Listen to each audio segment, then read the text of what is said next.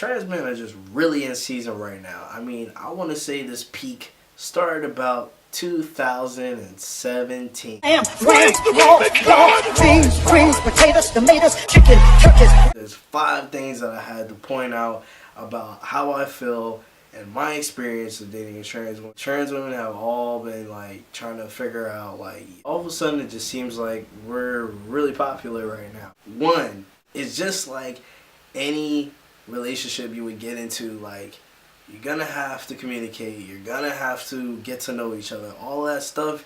You can't skip to know us like you will with any dude. Hear this taboo or this little saying where they're like, oh, if you date someone else that's trans, that's like taking the easy way out. Not a walk in the park. It's not something that's just easier. My expectations with trans women are still the same like it would be for any woman.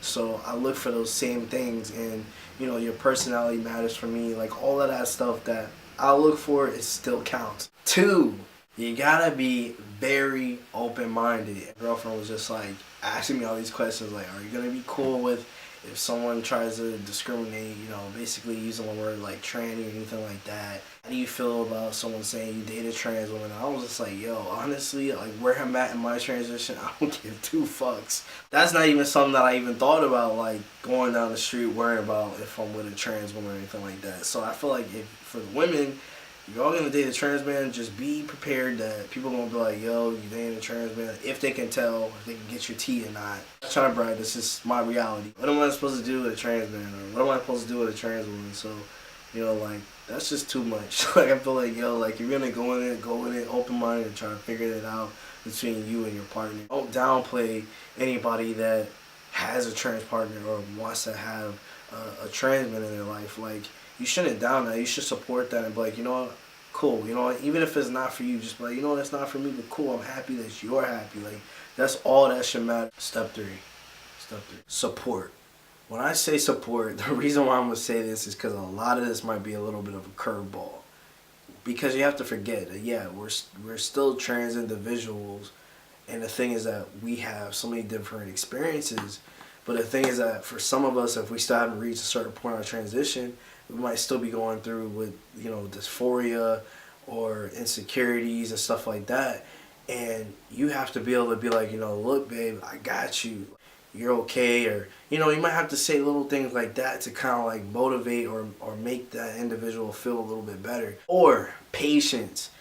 This is so critical. I mean, just like any relationship, you know what I'm saying? Like, you gotta have patience to understand each other.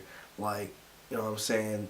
That individual might not be pushing out something that you don't like. Like, have the patience just like you would in every relationship to communicate and say, look, you know, this is something I feel like we need to work on. Like, make sure you still have that same patience you would with any cis person to work out things with. Step 5. I mean, this is the major one. It's like, oh, we all go through a lot of different challenges, and we have to figure ourselves out. Like, if you're still trying to figure yourself out, or you're still trying to figure out where you're going to be able to sleep at night, you know, I have to make sure I'm okay first before I can even get into a relationship. You know, that's just me. Now, not everybody sees relationships that way. Financially, you might be struggling.